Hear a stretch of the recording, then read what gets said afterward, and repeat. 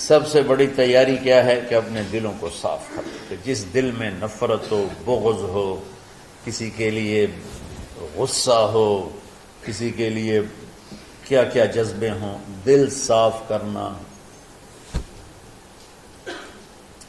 ہمارے گھروں میں روزانہ جھاڑو ہوتا ہے، یہاں مدرسے میں روزانہ صفائی ہوتی کہ نہیں ہوتی؟ کیونکہ دنیا کی اصل گندگی ہے تو جھاڑو ہاتھ سے نہیں چھوٹ سکتا۔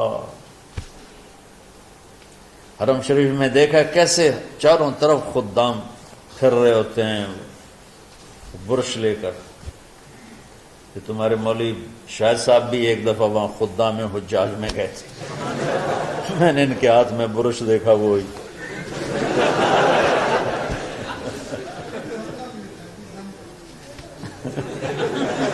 وہ حرم ہی ہے۔ کون سا سن تھا؟ 97۔ تو دل پہ غبار ایسے آتا ہے جیسے صحن میں غبار آتا ہے،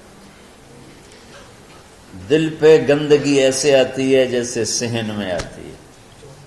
تو ہم نے نظام بنایا ہوا ہے، لوگ وہ کر رہے ہیں، وہ روزانہ جھاڑو دیتے ہیں۔ تمہارا دل ایک آنگن ہے، ایک صحن ہے، اس میں بغض، نفرت، حسد، پتہ نہیں کیا کیا گندگیاں آئیں گی اور آتی رہیں گی۔ بچوں ایک کام کرو، جھاڑو پکڑ لو، صاف کرو۔ یا اللہ معاملہ تجھ سے کرنا ہے، لوگوں سے نہیں۔ کسی نے برا کہا، کسی نے غیبت کی، کسی نے گالی دی، کسی نے دھکا دیا، کسی نے حق مارا، کسی نے کچھ کیا، یا اللہ تیرے سپرد میں نے اپنے دل کو سب سے صاف کیا، میں نے اپنے دل کو سب سے صاف کیا۔ یہ اتنی بڑی عبادت ہے کہ بڑے بڑے نفلوں والے، تہجد والے، حج عمرے روزے والے تمہیں نہیں پکڑ سکیں، کیونکہ اس کا کرنے والا دنیا میں کوئی نہیں۔ نفل پڑھنے والے تو بے شمار ہیں، عمرے کرنے والے بے شمار ہیں، علماء بے شمار ہیں، حاجی بے شمار ہیں، سخاوت کرنے والے بے شمار ہیں، لیکن اس ٹکڑے کو صاف کرنے والا لاکھوں میں ایک بھی نہیں ہے۔ مشکل کام، آپ یہ سیکھ لیں، صاف کرو، صاف کرو، صاف کرو۔ یہ رمضان کی سب سے بڑی تیاری اور علم کو حاصل کرنے کی سب سے بڑی چابی ہے کہ اپنے دل کو کھلا کر لو۔ کوئی چیز خالی ہوگی تو کچھ آئے گا۔ جس دل میں بغض بھرا ہو، نفرت بھری ہو، حسد بھرا ہو، کینہ بھرا ہو، اس میں خاک آئے،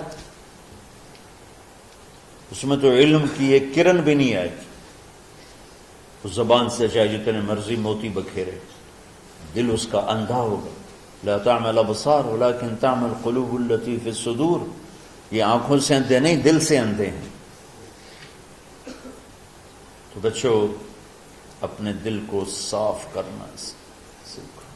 وہ کتنی مشہور حدیث ہے، آپ نے کہا اس دروازے سے ایک جنتی آ رہا ہے، تو ایک انصاری صحابی داخل ہوئے، جوتا ہاتھ میں، داڑھی میں وضو کا پانی۔ اگلے دن اس دروازے سے ایک جنتی آ رہا ہے، تو ایک صحابی آئے، ہاتھ میں جوتا، داڑھی میں وضو کا پانی، وہی صحابی۔ اگلے دن اس دروازے سے ایک جنتی آ رہا ہے، تو وہی صحابی 3 دن جنت کی بشارت لی ہوئی۔ اس صحابہ کی جماعت میں ایک شخص ہیں جن کا نام ہے عبداللہ بن عمرو بن عاص۔ ان سے بڑا عبادت گزار صحابہ میں کوئی نہیں تھا، نہ سابقین میں نہ متاخرین میں، نہ پہلوں میں نہ بعد والوں میں۔ ان کی عبادت کیا تھی؟ ساری رات جاگنا، سارے دن کا روزہ، اور ایک ختم قرآن صبح سے شام۔ اتنی اللہ نے طاقت دی تھی۔ پھر وہی غلوب والی بات آ گئی،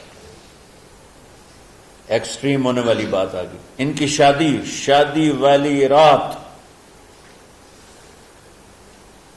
حجلہ عروسی میں داخل ہو رہے ہیں، دلہن کے کمرے میں داخل ہو رہے ہیں، اور مصلی بچھا کے اللہ اکبر، اور دیر نفل تے نفل، دیر نفل تے نفل۔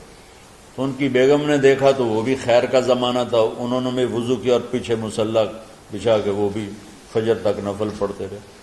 صبح ہوئی تو حضرت عمرو بن عاص رضی اللہ عنہ نے پوچھا، بیٹی رات کیسی گزری؟ کہا جی ماشاءاللہ آپ کے بیٹے تو بڑے عبادت گزار ہیں، ساری رات نفلوں میں ہی گزری۔ تو وہ ان کو شکایت کر دی۔ حضرت عمر بن عاص کو اتنا غصہ چڑھا، وہ بیٹے کو تو کچھ نہیں کہا، کتنی حکمت کی بات ہے، سیدھے گئے اللہ کے نبی کے پاس، یا رسول اللہ یہ عبداللہ دیکھیں کیسا نادان ہے، اس کی شادی کی ساری رات نفل پڑھتا رہا۔ تو آپ کہتے ہیں ماشاءاللہ ماشاءاللہ کتنی بڑی بات ہے، نفلوں میں گزر گئی، رات بھی نفلوں میں گزر گئی۔ جیسے بعض وہ تبلیغ والے کہتے ہیں بچے کی ٹانگ ٹوٹ گئی پھر بھی گشت نہیں چھوڑا، کیسے احمقانہ باتیں کرتے ہیں۔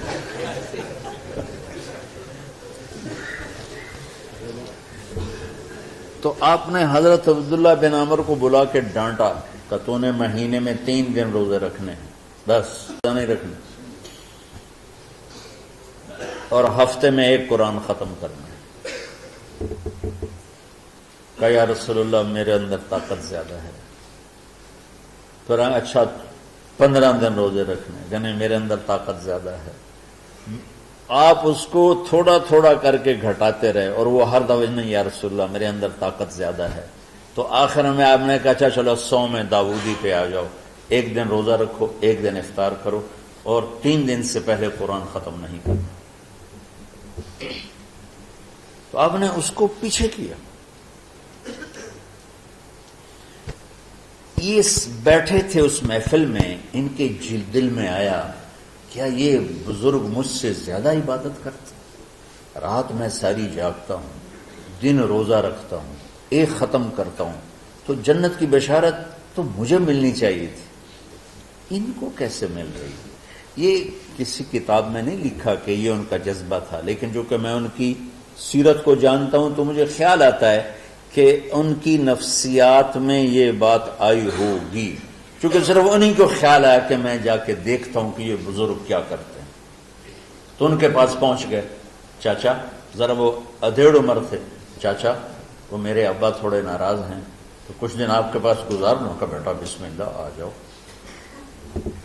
اب رات ہوتے ہی عشاء کی نماز پڑھ کے انہوں نے جلدی سے چادر اوپر لی اور یوں سراغ کر کے ان چاچے کو دیکھنے لگے ایسے کر کہ اب یہ کیا ساری رات سجدہ کرے گا، اور ساری رات روتے روتے روتے روتے مصلی گیلا ہو جائے گا، یا ساری رات رکوع کرے گا، ساری رات قیام کرے گا، ساری رات قرآن پڑھے گا، اس تصور سے یوں دیکھ رہے۔ اور وہ بزرگ صحابی تشریف لائے، سرانے پہ سر رکھا، اللہم بسمک اموت و احیا، ہو گئے۔ اب یہ دیکھ رہے ہیں ابھی اٹھیں گے، ابھی اٹھیں گے، ابھی اٹھیں گے، فجر کی اذان پہ اٹھے۔ اب یہ تو حیران پریشان ہو گئے کہ یہ کیا ہو؟ اس زمانے میں تو منافق تہجد نہیں چھوڑتے تھے ڈر کے مارے کہ پتہ نہ چل جائے ہمارے کفر کا۔ تو یہ چاچا جنت بھی لے گیا تو ستا بھی پیا کہ چلو کل دیکھوں گا۔ اگلی رات پھر چادر سر پہ کر کے اور یوں سوراخ کر کے لیٹے ہوئے اور دیکھ رہے۔ چاچا پھر تشریف لے اور سرانے پہ سر رکھا، اللہم بسمک اموت و احیا، ہو گئے۔ فجر کی اذان پہ اٹھے، یہ اور پریشان ہو گئے کہ میرا نبی کا فرمان تو سچا ہے، اس میں تو شک بھی کفر ہے، لیکن عمل کیا ہے جس پر اس کو جنت کی بشارت ملی؟ 2 رکعت نفل بھی نہیں۔ اور آج کے دور میں تم میں سے ماشاءاللہ اکثر بچے تہجد پڑھتے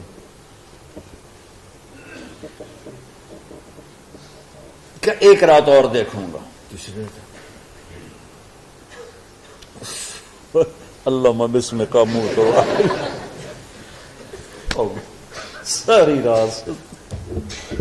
تو تیسری رات پھٹ پڑے عبداللہ بن عمر، کہنے لگے چاچا میری ابا سے کوئی لڑائی نہیں تھی، 3 دن میں تیرے بارے میں سنتا رہا، جنتی جنتی جنتی۔ میں دیکھنے آیا تھا کہ آپ کیا کرتے ہیں، آپ تو کچھ بھی نہیں کرتے ہو، ساری رات سوتے رہتے، اب کیا کرتے ہو؟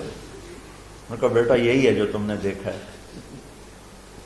اب ان کو سمجھ میں نہیں آ رہا کہ یہ جوڑ کیسے بٹھاؤں، ادھر جنت کی بشارت، ادھر ساری رات خراٹے، اب یہ اس میں جوڑ کیسے بٹھاؤں؟ کیونکہ نبی کی بات تو غلط ہو نہیں سکتی۔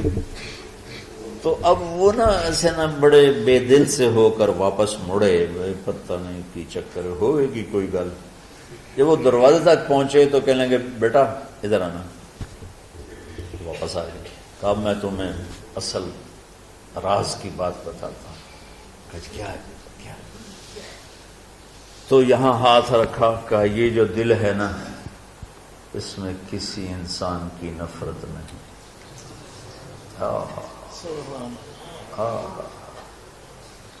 اور جب اللہ کسی کو رزق دیتا ہے، عزت دیتا ہے، مجھے کبھی حسد نہیں ہوا، مجھے خوشی ہوتی۔ تو عبداللہ بن عمر نے کہنا تھا ہاں یہ بات ہے، نہیں، ان کو ہاذا ہوا، اچھل کے کہنے لگے ہاذا ہوا، ہاں ہاں ہاں ہاں یہی ہے یہی ہے یہی ہے۔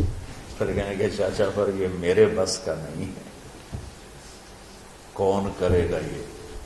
اتنے بڑے آدمی ہو کر کہہ رہے ہیں کہ یہ میرے بس کا نہیں۔ تو بچوں، دنیا میں جنتی بننا ہے اور علم اللہ سے لینا ہے تو اسے صاف کر دو، سب کی نفرت سے۔ اس نے مجھے یہ کیوں کہا، اس نے مجھے یوں کیوں دیکھا، اس نے میرے بارے میں یوں کیوں کہا، اس نے میرے بارے میں یہ کیوں لکھا۔ جس کی تعریف ہوتی میری کتنی برائی ہوتی، صرف تعریف تو نہیں، بھرا پڑا سوشل میڈیا مجھے گالیاں دیں۔ اللہ کے فضل سے میرے دل میں ایک ذرے کے برابر کبھی کوئی منفی جذبہ نہیں آیا، آئے تو میں دھو کے صاف کر دیتا ہوں۔ یا اللہ میں نے اپنے دل کو صاف کیا، میرا معاملہ تیرے ساتھ ہے، کسی کے ساتھ نہیں۔ یہ یاد، رمضان کی سب سے بڑی تیاری، علم کے حاصل کرنے کا سب سے بڑا ہتھیار آپ کو بس یہ نہیں کہ تمہیں کتابیں یاد ہو جائیں، تمہیں اشعار یاد ہو جائیں، میں کتابوں کا حافظ تھا جب میں پڑھتا تھا، اور دیوانوں کا حافظ تھا اشعار کا، تو کچھ بھی نہیں یاد رہا، کیونکہ وہ پڑھائی والے راستے پر چلا نا، اللہ نے تبلیغ میں چلایا، پھر بیماریاں آ گئیں، مصروفیتیں آ گئیں، تو وہ مطالعہ ہی ختم ہو کے رہ گیا۔